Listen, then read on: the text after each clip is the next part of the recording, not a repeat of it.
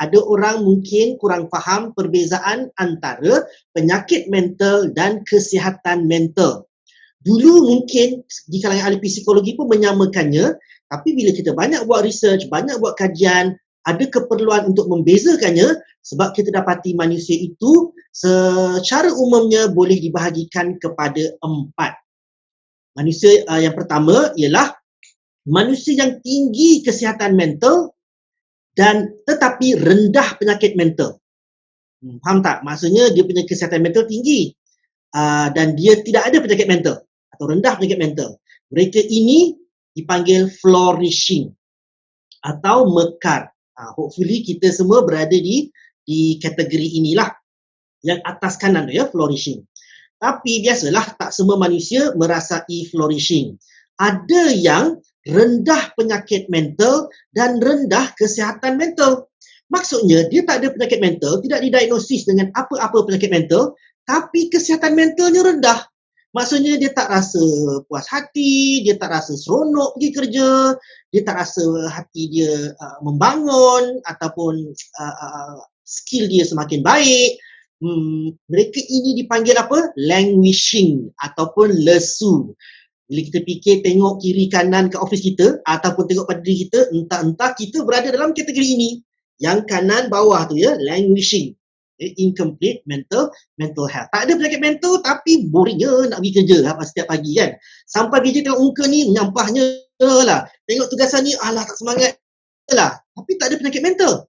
Tapi dalam masa sama tidak ada kesihatan mental. Kategori yang ketiga, tinggi penyakit mental, tinggi kesihatan mental. Pelik kan? Mereka ni didiagnosis dengan penyakit mental, tapi kesihatan mental mereka baik juga. Mereka ni dipanggil struggling atau payah. Sebab itu kadang-kadang di tempat kerja kita, ada orang yang mengalami penyakit mental, dah diagnos secara rasmi, tapi mereka mampu berfungsi dengan baik di tempat kerja. Malah mampu cemerlang lebih lagi berbanding dengan orang yang languishing, yang tak ada penyakit mental. Kadang-kadang misalnya orang yang obsessive compulsive disorder boleh perform better sebab dia ada simptom perfectionist. Jadi bila buat kerja tu sangat sempurna, malah lebih sempurna lagi daripada orang yang tak ada penyakit mental. Cumanya bila dia ada episod was-was dia atau episod mengulang perbuatan tertentu, masa tu dia akan struggle lah.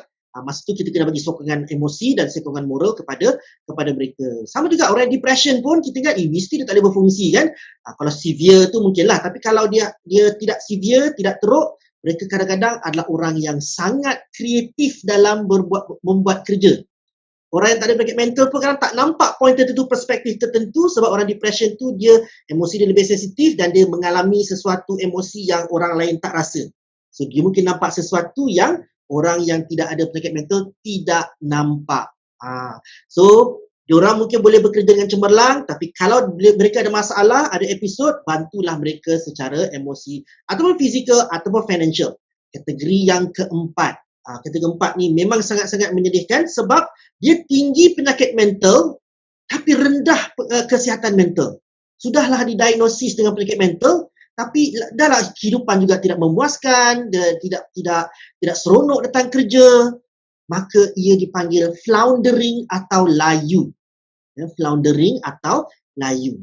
Sebelum ni, siapa ahli psikologi yang klinikal misalnya, yang fokus untuk diagnosis dan terapi kesihatan penyakit mental, mereka fokus kepada penyakit mental. Mereka fokus kepada menghilangkan simptom.